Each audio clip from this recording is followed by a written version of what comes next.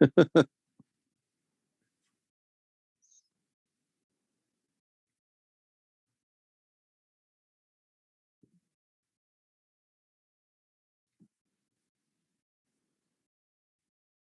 we picked up 3 new subscribers. Oh my goodness, it says we're live. Yay. So in that case, Bants and Bants. please hit the theme music. Bants and Bants. All systems go. Bants and Bants. Defiance. Bants and Bants. This rebel has a cause. Bants and Bants. We begin as wanderers, and we are wanderers still.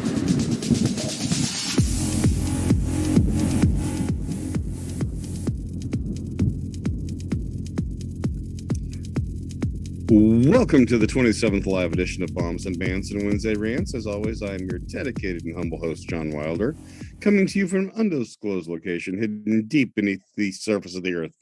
With me, as always, is Mark. Hey, how's it going? And the missus. Oh no.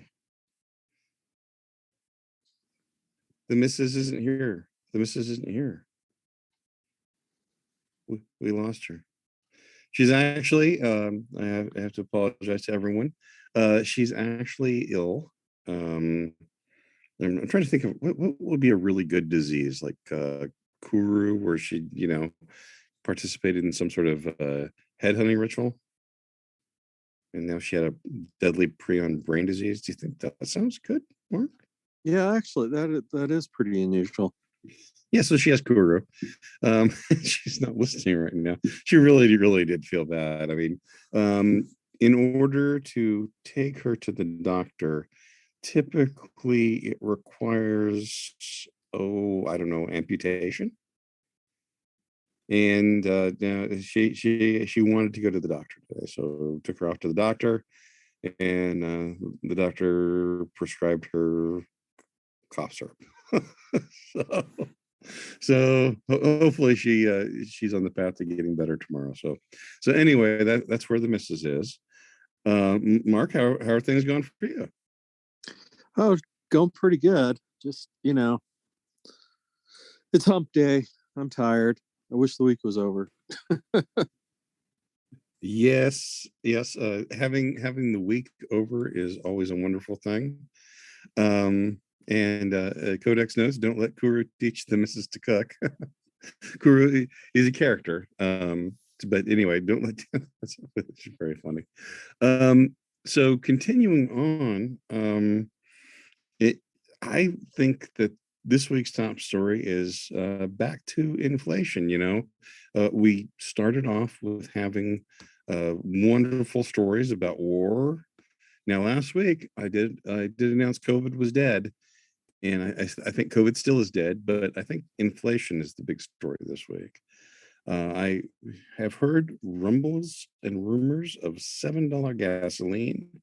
I've heard tremendous inflation at the stores, and I've heard you can't even find stuff at some of the stores. What do you see, Mark?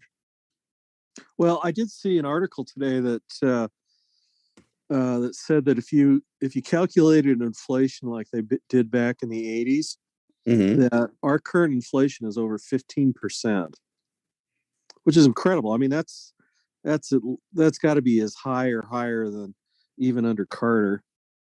Oh man, that's devastating. Yeah, it's it's terrible. Around here, as far as stuff being there, I mean, the shelves are stocked. It's just that certain brands or certain products you're probably not going to be able to find. Like our favorite, I know this sounds stupid, but our favorite barbecue sauce that we like, I mean, I haven't seen any of that on the shelf for probably at least 6 or 7 months. So now we've had to now we're down to being forced down to using whatever Kraft's barbecue sauce is. But yeah, and the analogy I've heard before is that under communism you line up for the products, and under capitalism the products line up and wait for you. Yeah. And we're seeing, kind of a breakdown in that system of what, the abundance that we've seen throughout most of our lives. And I can tell you right now, Mark, I do miss the 12-year-old in the audience, the missus, who would probably have had 17 different sounds and also flippant comments to make by now. But inflation is killer, and I think it's going to make people think that, oh my gosh, I got a raise. And if you, I don't know, have a mortgage, it's not such a bad thing. Well, no, it's still horrible. So inflation is bad. Gas prices are going up. And any other thoughts on what you're seeing there? Well, yeah, I mean the gas prices we're running around $4 a gallon here. But well, I should say I haven't gone to get gas for about 3 or 4 days, so maybe it's higher. But yeah, I would be surprised that California, particularly, the state government there puts so many taxes on the gas that they always seem to be about at least $1.50 or $2 more than what I see here in Idaho. Mm. Well, and so the big concern again, though, whenever I see extremely high inflation is inflation is destabilizing and it eventually destroys countries. And I get fairly concerned. Oh, and Inquisitor notes only one in Costco today without a map, and 0 sharp Tillamook sharp cheddar cheese, which is exactly the cheese that we have in Alaska too. That's a good segue too to COVID. I have officially declared it dead. COVID being done, and in fact, today here's a headline that says, "Mask rules turn into political liability." I've heard people who were rabidly pro-COVID were getting kicked out of and recalled from school seats, and I'm seeing that those rules are just floating away just as fast as possible. And so I think COVID is, at least in what I will call the rational states of America, dead. Now I'm going to flip this around, and I think that Mr. Trudeau is perhaps painted himself in a corner. What do you think, Mark? Well, first I'll note that one of the big recall elections was in California with the San Francisco School District, which lost 3 of its school board members, including the chairperson. So it's it's bad if San Francisco is rebelling against it. As far as Trudeau, I mean that is a really interesting situation. I mean, I'll be honest, I never thought that Trudeau really had it in him to go full Hitler, but he only won or his party only won like a third of the votes, and yet he somehow still was appointed as prime minister. And then now he's enacted emergency powers. He's seizing people's bank accounts or freezing them, and using the police to try to break up these trucker protests. It's it's scary. It really is, and again, it's political too. He's come up with a political position, and he can't figure out how to back down. He doesn't want to seem like he's lost, but yet it's plain that he has lost. And he's, I don't know if you saw the tweet from his mom. No, I didn't. Oh, I actually had that as the lead at my place today, and it was a tweet from his mom saying, "Please just leave Justin alone. He's had a hard day." Oh my gosh. Yes, I think that she's going to pack him a nice lunch for tomorrow, maybe with an extra ding dong in it, so that so that he'll feel better, because the nice boys or the mean boys have been saying bad words to him. So, Well, I have no sympathy for him. I mean, he's the quintessential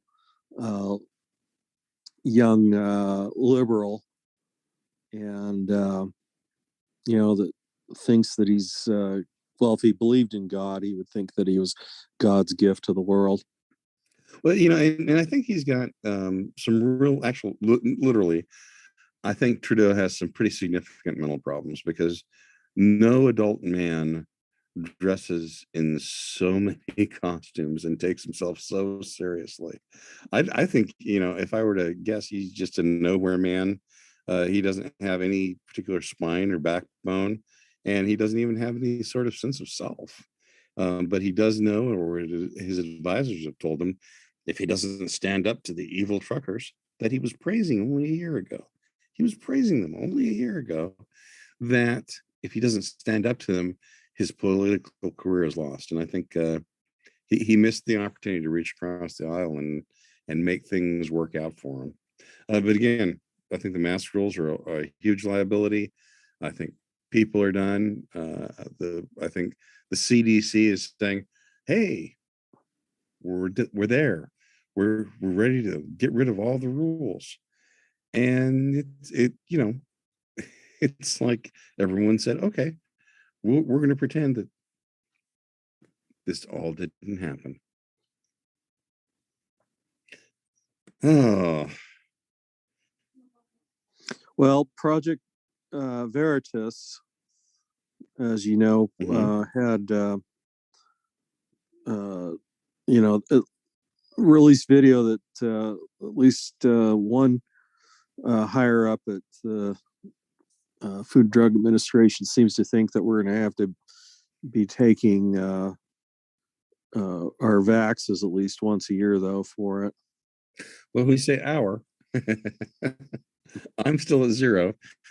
So yeah, no, I am too. Yep. So we ought to call this the pure blood hour. And really, they can have it as many times a year as they want to. This is not a thing I think that's going to affect us.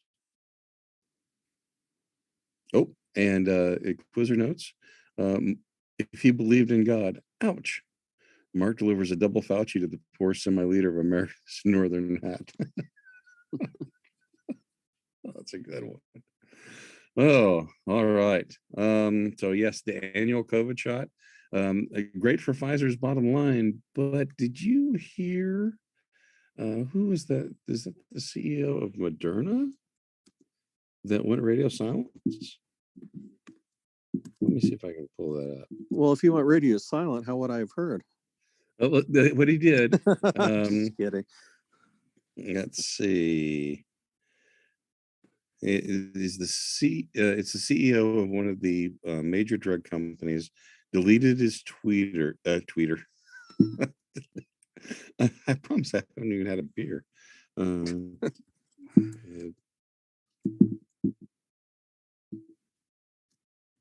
Right. CEO deleted. Yeah, Moderna CEO Stephen Bankell deleted his Twitter account. And there's some more information on this. He's been selling his Moderna stock regularly, and so something might be going on. This account doesn't exist.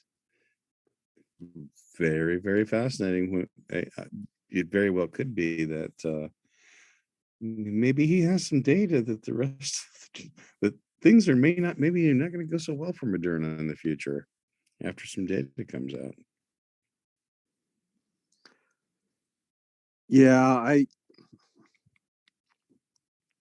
don't know how long to hold my breath on it. I mean, although there is the judge that's been making the FDA cough up their records, but no, I they went into this knowing it was experimental, and frankly, I've heard enough weird stuff about. Well, I mean, we know that Japan, for instance, and I can't remember which company it was, had rejected all of the vaccines from that particular company because of contaminants, including magnetic contaminants. And I saw an article. I want to say it was this week. It may have been last week about somebody that had basically they'd snuck a vial of the of the vax, and I think it was Pfizer's, and found that it was contaminated with what they claimed were carbon nanotubes, I believe. Well, yeah, and when you look at it, just the sheer number of the amount of manufacturing capacity necessary to manufacture so many billions of doses in such a short amount of time. I think maybe some shortcuts were taken, just maybe. Well, that's probably a big part of it. Yeah, shortcuts, and and who knows who they're subcontracting out to. I mean, if this stuff's being made in China, I mean, China's food and drug quality is just gross. But as some people have said, never buy food products from China. Oh, don't quit dogging on China. All right. Moving along, let's go to something else that's maybe past its best by date. Best by date. So the royal family not only have the American version continued to be a mess. Not only has Prince Andrew settled the lawsuit, turning the girl that he claims that they had relationships with into the most expensive, well, it's not even a divorce, most expensive, but whatever it was. Now Prince Charles, next in line to the throne, is being grilled by the police over taking money for people who become knighted. So yes, if you donated to Charles Charities, your chances of becoming, Sir Moderna Stadium or whatever we want to call it, go straight up. So, and you would think that maybe that, being a royal family and already billionaires, they wouldn't be money grubbing like that, but yet here they are. Well, that's because I think Elizabeth really controls the money. I mean, I think she's the one with the money, and the rest of them are basically hanger-ons. Well, actually, Charles has some hereditary estates that I think he makes $30 million a year on. But I guess that's not money. That's just Well, that's a pittance for the people that they hang around with. Yeah. Let's see. And then I understand that Prince Harry is planning on releasing some book that's going to be a tell-all on the royal family. So yeah, it's pretty clear that there's no way back for him. Although I'm sure that his wife is already looking for some way to upgrade from. Oh, I'm married to Prince now. That's I'm bored. I wonder if The Rock is dating anyone. I just can't see. I can't see her being happy without being in the limelight continually. I think if she and Hillary Clinton were in a room with a single knife, oh boy, that'd be a bloody place. Yeah, the most dangerous place in the world is between her and a camera. Anyway. Oh, what else is going on? Migrants are sewing their mouths shut in quest for passage to the United States. It's actually, no, I saw a headline on that, but I didn't have a chance to read the story. So it's probably more of a shock than anything else, because they actually have a picture of somebody who's sewn their mouth shut because they want to get to the United States, and the Mexicans aren't helping them get to the United States, and so they're sewing their mouth shut to complain that they're not getting to the United States. So yeah, it's kind of like 3-year-old logic. I mean, hold my breath until you do what I tell you to. Oh, and what about the Olympics? Have you seen even a moment of the Olympics? I don't even care about the Olympics. Oh, I'm sorry. It's I've watched or heard enough to know that the U.S. is getting totally creamed on medals this year. I've seen their dystopian Olympic venues. Like in that the ski jump one in the middle of the old I think it was iron foundry or steel foundry. And then I've seen pictures of the food that some of these that have been taken by some of the I don't know if they were quarantined ones or just the regular athletes, but these photographs of these just the most disgusting food dishes that I think I've ever seen. I'm very glad I'm not participating in the Olympics. Number one, because I'm really out of shape. That would probably not be pleasant for anyone to watch. But no, watch it. Well, wait, I could do curling. Totally, I could do curling.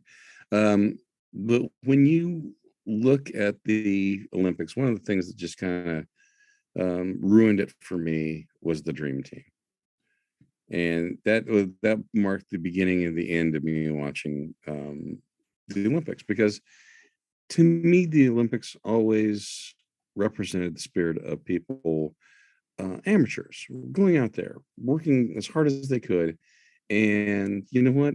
Chris Everett Lloyd or the Serena Williams might have to sit home and not go to the Olympics and play tennis. But this one person who's never made a dime playing tennis can go out there and win a gold medal. It was truly an amateur sport. But now the Olympics is all about professionals. It's people they're spending hundreds of thousands of dollars on some of these athletes every year just to get them in absolutely top shape. It's become almost a parody, and it's a doping game.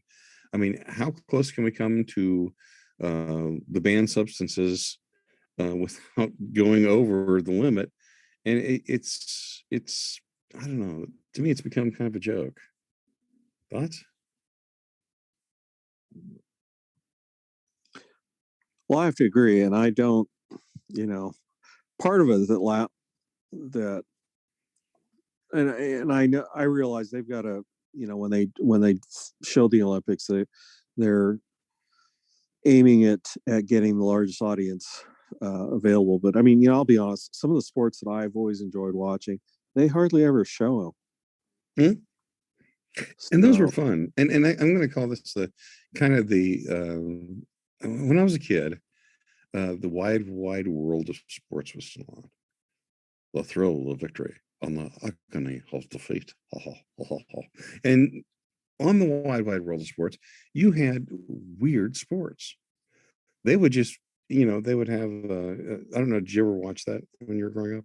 oh yeah, Yeah, so that, they had these little 10, 15-minute vignettes, and you would see these weird sports. But now it's all the same. It's yet another NBA game. It's yet another, oh wait, we have more NFL coverage. Well, why don't you show, why, it's May. Why are we covering the NFL at all? How about we cover somebody who's out, I don't know, doing rodeo, who's doing paragliding, doing something interesting, something different. Um, I remember watching Australian rules football on ESPN at 2 a.m. because, that's kind of an interesting little game. I don't know the rules, but it's fascinating. I think we've lost a lot of that, and it's now kind of all become homogenous. yeah, and that just it makes it easier for their marketing departments, but it definitely is not as fun. And even sports themselves, this is the first year that I saw absolutely zero of the Super Bowl. Zero Super Bowl. Didn't watch any of it. Didn't see a commercial. Don't even know what. I mean, I know who won. I did see that, but that's it. to me, a lot of the sports have become disconnected from any sort of I'm going to call it territoriality. The players they all come in and then they all leave, and they aren't really tied to the location that they're from, with a few exceptions. And just again, to me, it seems contrived at this point. I agree. Yeah, sorry, long digression. Let's go to Australia. No, Okay. I mean, it's sort of symbolic, I think, of the, this overall corporate state that's forming around us. And that's very true, because the corporate state that has formed around us is extremely left. It always, if there's a choice, right or left, it always takes the left-hand turn, and they eat their own. Did you hear about the former Levi's executive who was critical of masking, and because she was critical of masking, they essentially fired her? I had heard of that. Yeah, and so this was, I mean, to work at Levi's, you've got to be leftist already. I mean, they've been anti-Second Amendment since at least 2000, and so they are very pro every hashtag leftist theme they could possibly have. They are there. And this particular executive, I mean, she has multiracial children, and they have pictures of her at a pride march. And because she spoke out against masking, I think we're going to have to. End our relationship. And she turned down $1 million settlement so that she could talk about it and say whatever she wanted to.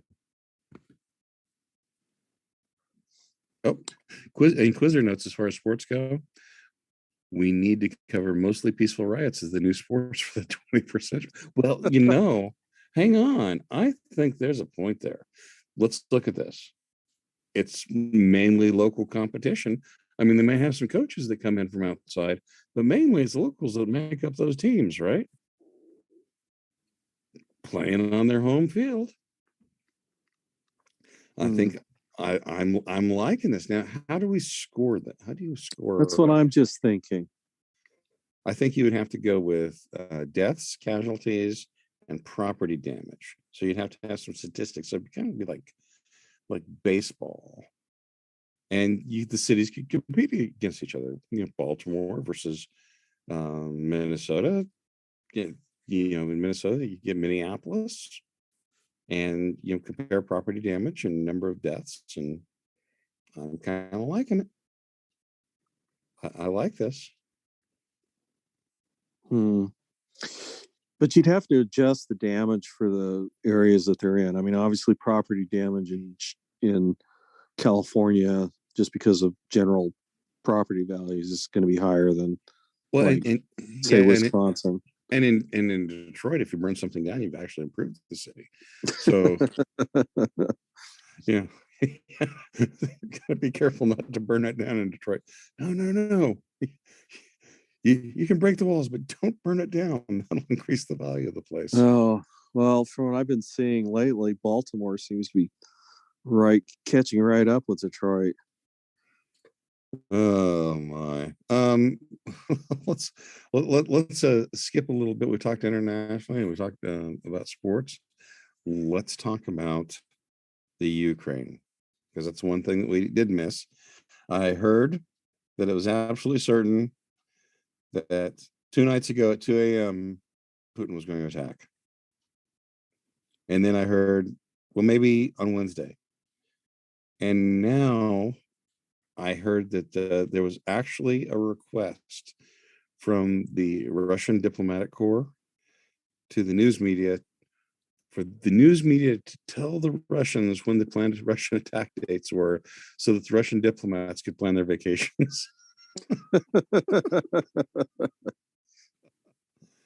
Oh, so Well, at least they have a good sense of humor. and actually, it almost feels like they've been trolling everyone with this. It almost seems like it's all been a good sense of humor there.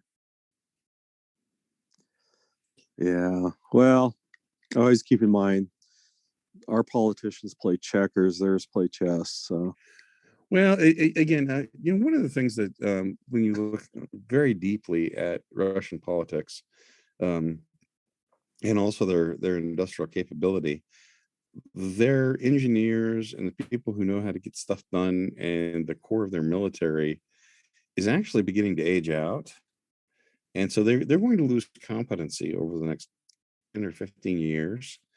And so if they were going to strike and take Ukraine, this would really be the time to do it.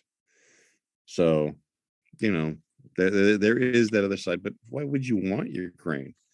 One of the things that would do is you'd have to run the thing. And we've learned from Iraq and Afghanistan that just typically ends up in just a mess. well, as I've said before, I think a big part of it has to do with them wanting to secure the Crimea, especially their naval base, and restore the water that was cut off to the Ukraine. See, in my mind, Or I'm sorry, to Crimea. in my mind, Crimea is 100% Russian. Has been. They fought over it. Crimea was only given to the Ukrainians as some sort of political maneuvering by Khrushchev. Crimea is Russian. The charge of the Light Brigade took place there, for heaven's sakes. And that was Russians fighting the British. It was called Sevastopol. It's Russian. It's not Ukrainian. It's Russian. And I don't feel bad at all about them having that. And I think they should get ahead. Well, I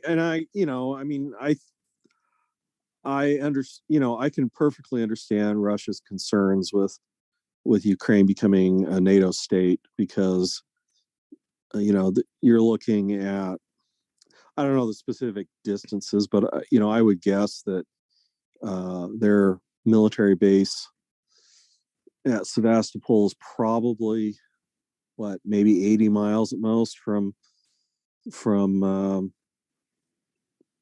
the current Ukrainian border. So, if you can imagine a bunch of NATO troops there and they don't want them there, that would put NATO in a really good position to cut off and isolate and destroy the Russian naval base should there ever be a war breakout. Well, and actually, there's a little bit more to it than there. The Austrian gentleman who was in charge of a certain nation state in the 30s and 40s. He made a push for what's now Volgograd. Back then it was Stalingrad. And the reason he did that was to cut off the oil from Baku. Well, there's still a lot of oil there. And that's still a very, the Volga and the oil from the Crimea, or not the Crimea, from the oil from the Caucasus is still amazingly important to the Russian economy. And strategically, the Ukraine's right there. All you have to do is cross the Don, and you're at the Volga almost directly. And yeah. I could absolutely see why we wouldn't want China to open bases in Guadalajara, and we wouldn't want Russian bases in Ottawa. And we nearly had a nuclear war over Russian nuclear missiles in Cuba. Yeah, and so Russia has some serious and legitimate security concerns, and then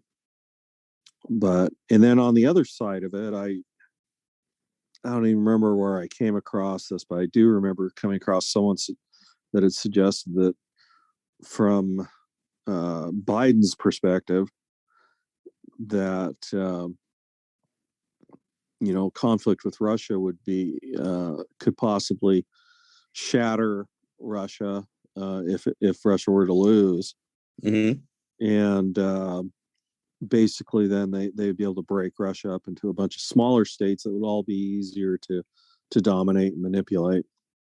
Yeah, and I think that probably is a geopolitical goal, and I think it is a longer term geopolitical goal that they may have had for a while. Although Russia, again, they're waning right now in strength, just like the United States is waning, and you see China ascending. So, any other topics on your mind?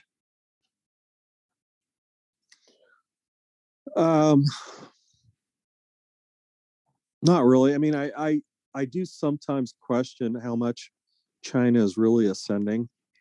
As you know, one of my favorite topics is demographics, and China has some of the worst demographics in the future as far as future growth and development. Absolutely. Russia, though, you're right. I mean, Russia's suffering the same problems a lot of the European nations, where their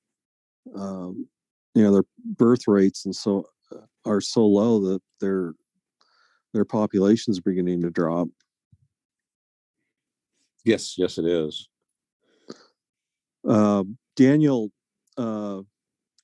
David Goldman had written a book on how nations die and so forth, and he'd postulated in there that as these countries start to approach a point where their military, the number of men that are going to be military age starts to decline rapidly versus their overall population, that they are going to essentially reach an existential moment where they're going to have to decide, whether they just sort of decline and die away peacefully, or try to act aggressively in order to somehow revitalize their country. Well, but on the flip side, I think we have in many ways, I think we have passed the time for large armies being the determinant on who wins in a war. For instance, I think economically, I mean, you demoralize people economically, and you've won the war. You more examples like that. I mean, you look at what we did to win the Cold War. We took the Russians and we convinced them that the materialism and material success of the United States was by far superior to what the Soviets had done. And that was true. But the Soviets, meanwhile, managed to take over the colleges and start to train the teachers and start to take over with their communist propaganda in the United States. So again, the Cold War wasn't a war, but it was fought and won.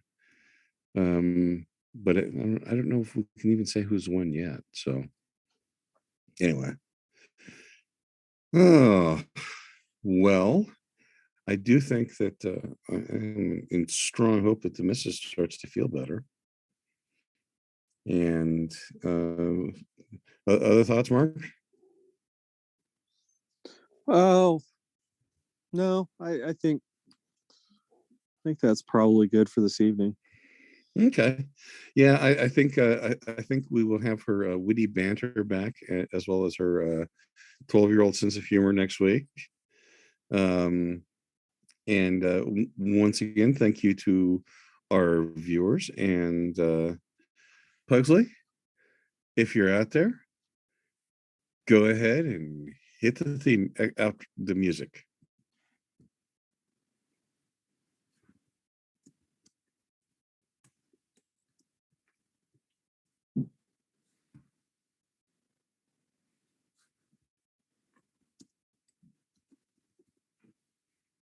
and I can't hear the music. So I'll just say next week we'll be back with another edition of Bombs and Bants. So thanks everyone, and Mark. Hey, yeah, thank you everyone, and we'll I guess we'll be back next week. Y'all take care now. All right.